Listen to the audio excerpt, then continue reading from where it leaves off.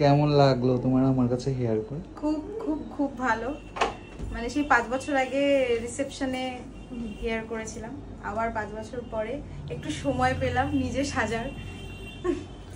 Thank you. Hair আমাদের যেমনই হোক না কেন আমরা তাতে সুন্দর হেয়ার স্টাইল করতে পারি, এটাই আমাদের টার্গেট। তো সেদিনকে ছিল পার্টি মেকআপের হেয়ার। তো এ নিজেই মেকআপ আর্টিস্ট, চাঁদনি দাসপাল।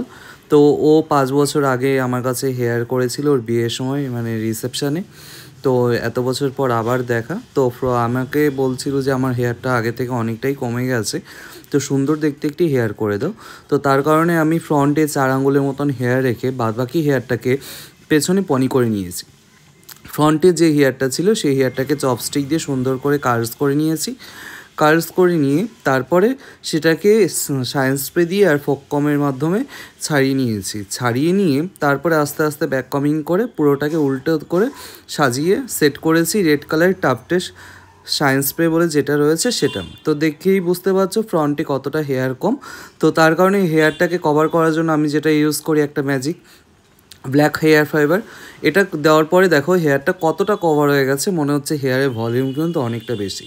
তো তোমরা যারা যারা যে তোমাদের ব্রাইডদের এরকম হেয়ার কম থাকে তাদের জন্য কিন্তু তোমরা এই হেয়ার ফাইবারটা কিনতে পারো।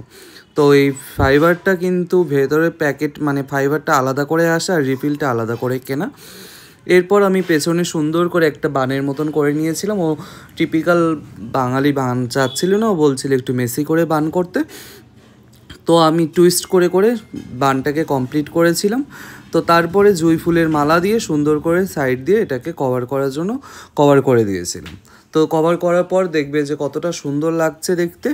এরপরে ওর কাছে একটি হেয়ারে বানে দেওয়ার জন্য একটা কাটা ছিল, সেই কাটাটাকে আমি মিডিলে যেহেতু ফাঁকা ব্ল্যাঙ্ক লাগছিল তার কারণে মিডিলে এই কাটাটাকে ইউজ করে দেওয়ার পর দেখো কতটা সুন্দর লাগছে।